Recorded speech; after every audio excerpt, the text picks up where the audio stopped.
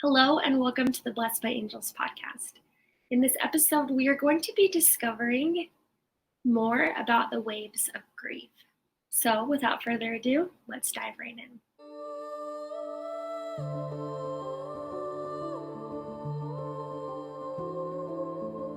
Welcome to the Blessed by Angels podcast. My name is Jenn Gilbreth. Ever since I was a little girl, I have felt deeply connected to the angelic realm. Over the years, I have dedicated my time and energy towards delivering messages from beyond. Yes, that's right. I talk to dead people, although I don't necessarily consider them dead. In many ways, they are much more alive than us in this physical realm. On this podcast, I will be channeling messages from Spirit. Whether you tune in each week for the new messages or feel like picking a message at random, this podcast is designed for Spirit to lead you to the messages for you here and now. These messages have changed the way I view and play in life. I hope that these messages can do the same for you.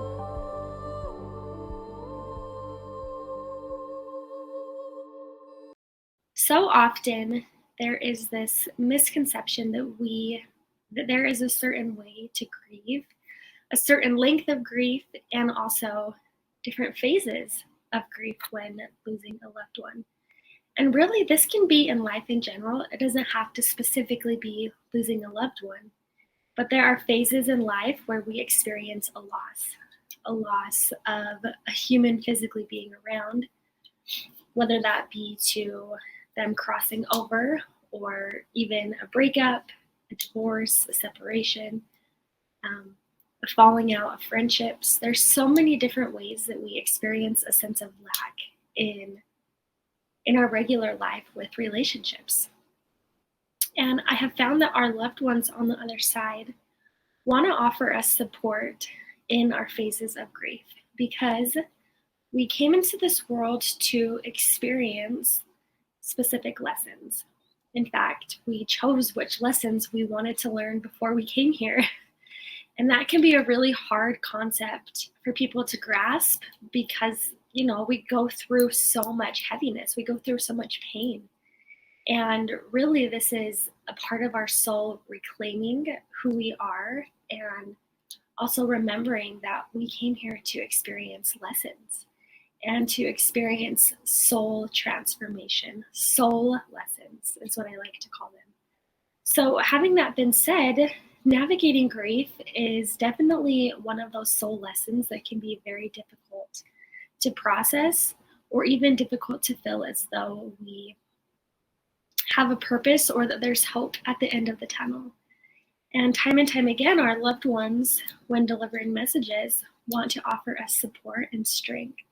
And not only that, they want to encourage us to continue to evolve and grow from our experiences.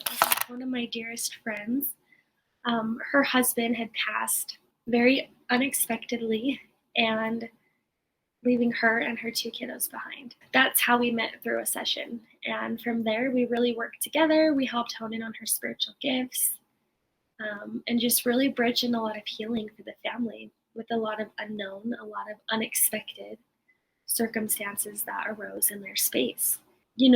Being a part of her journey and experiencing where she's at now and seeing how there are these waves of emotions that she experienced.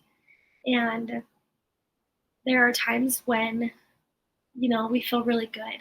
We might feel like everything, there's hope. We might start feeling better. And all of a sudden it's like, I feel like I'm finally coming back from this numb state of being. And I'm finally starting to feel more alive and have something to look forward to, have more of a future upon the horizons. And when those days are there, it's amazing to have those days. And then the next day, it could be right back to square one, where it's hard to get out of bed or it's hard to even accept the circumstances. And that sense of loss really can take a toll or take hold of us and cause us to spiral back down. And I feel so strongly that our loved ones on the other side want to encourage us to keep going. And this also looks like, there are times where maybe because we've been in such a numbness or because we've been in such a state of disappointment or heaviness, that when we do have a good day or we start to laugh again, that we can almost start to feel guilty for having those positive human experiences. And from there, it's like, how can I find joy when this person is no longer in my life, no longer in my physical space? And that is one of the number one things I feel that holds people back from fully embracing the waves of grief, is not making anything bad or wrong. There will be amazing days, and then there will be days where it's almost like everything is fresh and new again. And it does not mean that you have lost your progression or your growth from your first really big devastating loss. It just means that you're human. And I really like to look at it as a spiral. So if you think about the center of the spiral, and as you work your way out, it gets bigger and bigger and bigger. So let's say when you have the spiral, let's talk about grief. And as it expands, there are different layers of grief. And maybe like if you go to a 90-degree angle, there's a knot there. And that's maybe the darkest part of the grieving process. So as you make your way out, you may experience this knot at the 90-degree angle more and more intense. But as you continue to experience and the spiral gets bigger, you will hit that 90-degree knot, but it might not be as often because your expansion or your soul is continuously growing. So there are times where you'll feel that and it's like, oh, I thought that I was over this, but it doesn't have to stay as long or feel as intense as maybe at the beginning phases of the spiral. And you would be surprised at how many times through sessions our loved ones are encouraging them to find happiness and to find joy and to do those things that make them feel loved and supported. You know, it's like the best way that we can honor those who have gone before us is by living our life to the fullest, by finding joy, by doing the thing that makes us feel alive and lit up inside, and not feeling guilty that we are starting to find passion and purpose once again through the grieving process. In fact, they encourage us and they want us to be able to do that. There's nothing that gives them greater joy than being a part of this process of us evolving and us growing. And they will always be a part of our journey. They are always a part of this combination of the spiral. Who they are and their essence will always evolvingly be in our space. Hey there, I wanted to take a brief moment to thank you so much for listening and being a part of Blessed by Angels podcast. I have found that our angelic team wants to help remind us who and why we are earthside at this present moment. The more that we remember the angelic support that we are given, the easier it is for us to live life to the fullest. So if this message or any of the previous messages from the podcast have really stuck out to you, I would encourage you to send them to anyone who you feel could benefit from the messages. Or if you feel prompted, I would love for you to leave a review on any of the platforms that you are listening on. I would love to hear your feedback. Blessings. Whether that be good or bad, we have circumstances, we have people that come in and out of our lives for a reason. And the big reason is for these soul lessons to be learned and to be experienced and to be transformed. So when we look at our life, when we look at the phases of grief, when we look at those hardships, there is nothing bad or wrong about experiencing it. We came here to be human. If we didn't have to feel the ups and the downs, we wouldn't even be around. We wouldn't be alive. Humanity is here to adapt. And that's the one thing that we got going for us. Humanity always can adapt. We are meant to adapt. And going through the grieving process, going through loss, going through heartbreak is just a way that almost forces us to step into that soul's essence of adaptation. I think that's the word. So having that been said, your loved ones want you to know that they want you to experience freedom. They want you to have joy and to find passion and to find comfort in every phase of life. They are here to support you and to love you and to honor you. They are not here to hold you back or to make you wrong or to wish that you could still be in this heavy state, and the only way to be able to connect with them is in this denseness, because that is so far from true. They are here to support you through the rain and the shine. But they also want you to know that it's okay to find peace. It's okay to laugh during hardships. In fact, laughing is one of the best medicines that our soul can experience. When we feel a lack of connection, how can we invite laughter back into our life?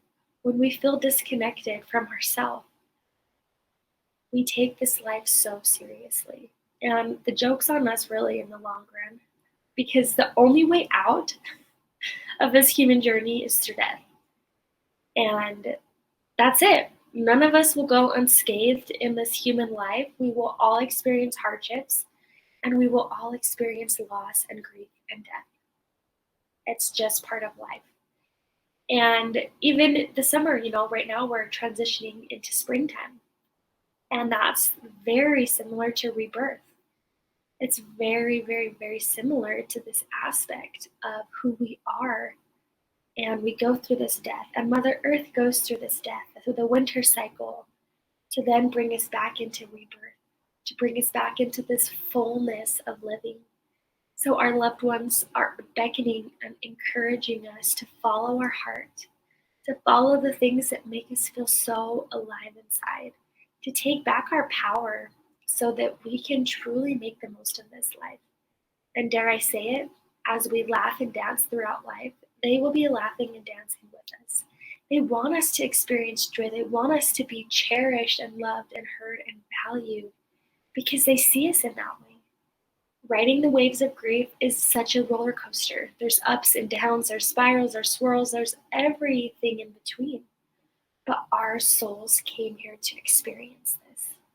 And we are strong enough to continue to move forward and to be encouraged in the process. There is nothing that we cannot handle as humans. We are here to adapt, we are here to grow, and we are here to flourish.